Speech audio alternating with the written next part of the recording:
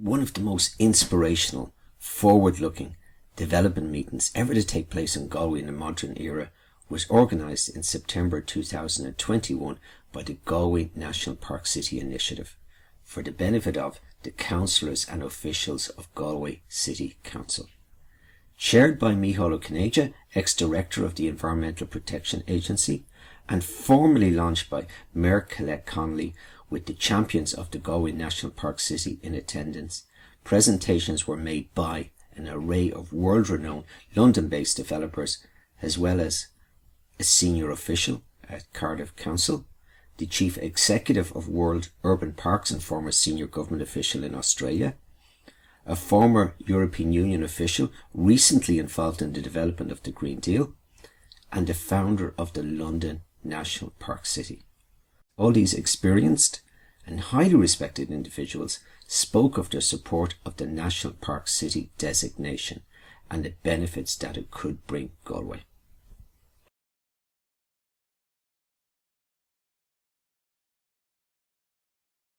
We move on then to another colleague of Daniel's from London, Emily Hamilton. And Emily, you're very welcome this morning. Emily has worked with Grosvenor Britain and Ireland, and she's now working with Savills, and previously with a group called the Wild West End. We have a West End in Galway as well, so I'm sure they'll be interested in hearing about that. And in that particular project, she was bringing property owners and biodiversity together in the West End in London. So Emily, you're very welcome. Over to you. Brilliant. Thank you very much for having me today. I wanted just to expand on what we discussed in terms of a developer approach. So although my current role is as head of ESG for Savills Investment Management, I'm a co-founder of the London National Park City Development Forum. And that's brought together developers from across London, as you've heard. And I wanted to showcase a few of the projects that they've been putting forward, because you've seen them record, but I'm not sure you've seen their images. So just give me 1 second and I will share on screen.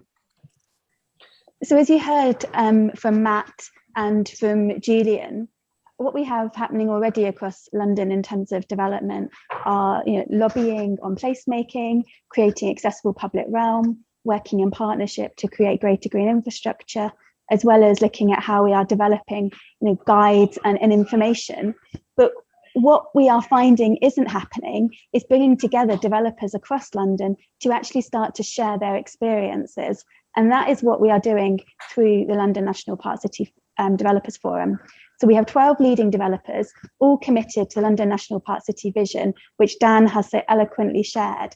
And we've asked them to put forward demonstrator projects, one of whom are members you're going to hear from next, Canary Wharf Group. So I won't steal Martin's thunder. But we've been asking them about what would you like to see in terms of how we can help, how London National Park City can help. And so, for example, we had answers around connecting developers and local authorities better together, connecting local communities, developers better together. And all of this is demonstration that development doesn't necessarily have to be seen against greener, healthier and wilder. Actually, it can be an incredible catalyst towards creating more livable places. The other key example is this project. So you heard from Matt on the call, who showcased this project called Roots in the Sky, which is a project by an organisation called Fabrics, and they're one of our members. And this is taking back an existing old dilapidated building that was used as a crown, as a court, and making it into an office space with incredible rooftop gardens. This project has been endorsed by the London Mayor as a real example. And again, it just shows that actually development and National Park City's aims and visions are not standing against each other. They're actually very, very much linked. And this is just one example of what we're seeing. The other key thing to mention is that all these projects are funded often by investors, and investors more and more, coming from the sustainable finance world, are involved in conversations every single day. And what we're seeing is that they are wanting to invest in greener projects. They're wanting to invest in projects like this because it's what their investors are demanding in return. So, for example, pension funds need to be able to show that they are thinking about long-term investments. And so this would be a perfect project for a pension fund. And we're seeing a massive wave of sustainable finance really shifting the way investment is happening. So in terms of projects like REITs in the sky becoming the norm, this is what we will expect to see in the future. The other example you heard from was with Julian and Wembley Park. And one of the key examples of what we're trying to do with the National Park City Development Forum is to get developers to work outside of their red line boundary. So rather than saying, okay, this is my area and this is your area and the two shall never meet, how do we get developers who are doing plots of land side by side to speak to each other? So we now have a developer partner up in North London adjacent to Wembley Park. And they've started a conversation to look at how they can do wayfinding between the two. And this is one example of what Wembley Park are putting in for their wayfinding.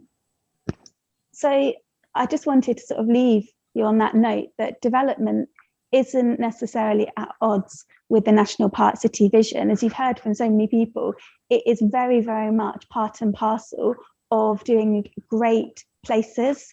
And the sustainable finance landscape is going to be wanting more of this. And that's a huge opportunity, in my personal opinion, for Galway to really tap into that and get the best investment for your city. So thanks very much. That's great, Emily. Thank you too. And we look forward maybe to coming back to yourself and Dan in a little while